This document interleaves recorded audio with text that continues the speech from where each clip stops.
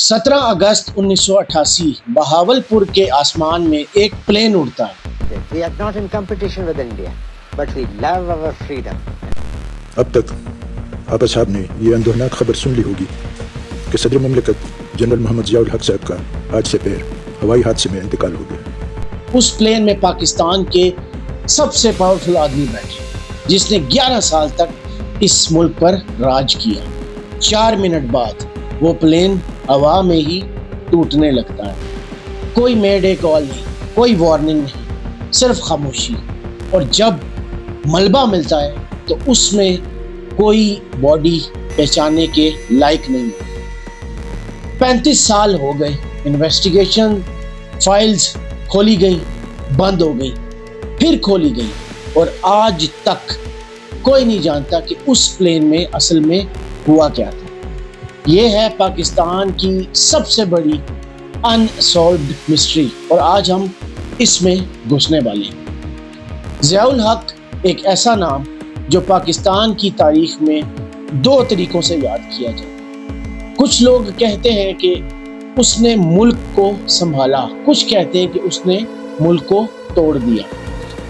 1977 में एक martial law के जरिए पावर में आए और फिर 11 साल तक हुकूमत में रहे। इस दौरान पाकिस्तान ने देखा अफगान वॉर का फ्रंट लाइन बनना, एक नया रिलीजियस पॉलिटिकल निज़ाम और एक ऐसी इंटेलिजेंस गेम जिसमें दुनिया की सबसे बड़ी पावर्स इन्वॉल्व थी। ज़िया सिर्फ पाकिस्तान के अंदर पावरफुल नहीं था, वो कोल्ड वॉर का सबसे इम्पोर्टेंट प्लेयर था। और यही बात इस मिस्ट्री को इतना कॉम्प्लिकेटेड बनाती है, क्योंकि जब ये प्लेन क्रैश हुआ सिर्फ एक पाकिस्तानी लीडर नहीं मरा, एक ऐसा आदमी मरा जिसकी मौत से दुनिया के कई मुल्कों को फ़ायदा हो सकता है। 17 अगस्त 1988 बहावलपुर। ज़िया एक टैंक डेमोन्स्ट्रेशन देखने आया हुआ था। पाकिस्तान आर्मी के नए अमेरिकन M1 एब्राम्स टैंक्स का ट्रायल। उसके साथ प्लेन में बैठे थे पाकिस्तान आर्मी के टॉप जनरल्स और US का एम्बेसडर आर्नल्ड राफेल, साथ ही US military attache brigadier general Herbert Wassom. Plane का नाम था पाक 1 C-130 हरक्यूलिस। टेक ऑफ हुआ, सब नॉर्मल लग रहा था, और फिर गवाहों के मुताबिक प्लेन अचानक अजीब तरीके से उड़ने लगा, जैसे कोई उसे कंट्रोल ही नहीं कर रहा। कुछ सेकंड बाद वो जमीन से जा टकराया। कोई भी जिंदा नहीं बचा। टोटल 31 लोग मरे, जिनमें पाकिस्तान की टॉप मिलिट्री लीडरशिप और एक US एम्बेसडर शामिल था। यह सिर्फ एक क्रैश नहीं था, ये एक ऐसा इंसिडेंट था जिसने एक ही झटके में 2 मुल्कों की टॉप लीडरशिप हिला दी। इन्वेस्टिगेशन शुरू हुई, और जो चीज़ सबसे पहले सबको हैरान कर गई वो ये है कि ब्लैक बॉक्स में कोई मैकेनिकल फेलियर नहीं मिला। तो फिर प्लेन गिरा कैसे? यहाँ से शुरू होती है थ्योरीज की लिस्ट, और हर थ्योरी का अपना एक सस्पेक्ट है। Theory number 1, mango crate bomb.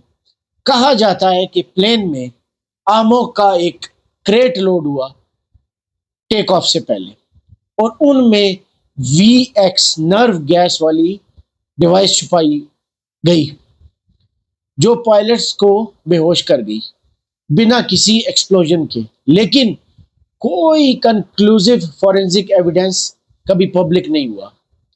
Theory number 2, foreign intelligence involvement.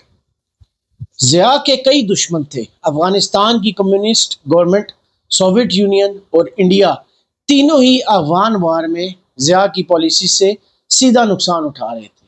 कई एनालिस्ट्स ने इन पर शक जाहिर किया, लेकिन किसी भी मुल्क पर फॉर्मल जिम्मेदारी कभी साबित नहीं हुई। Theory number 3, internal rivalry. कुछ हिस्टोरियंस ये भी कहते हैं कि ज़िया के अपने इनर सर्कल में भी लोग थे जो उसकी पॉलिसी से खुश नहीं थे। چاہے وہ سکسیشن ہو یا افغان پالیسی کی ڈائریکشن. یہ تھیوری بھی اسپیکولیٹو ہی رہی، کبھی پروف نہیں ملا. Theory number 4، simple mechanical failure. اور پھر سب سے بورنگ لیکن سب سے زیادہ پاسبل تھیوری کہ پلین پرانا تھا، مینٹیننس ایشوز تھے، اور یہ صرف ایک ٹریجک انسیڈنٹ تھا. انویسٹیگیٹرز کا ایک گروپ اسی نتیجے پر پہنچا تھا. 4 تھیوریز، 4 ممکن سچائیاں، اور آج تک کوئی فائنل جواب نہیں.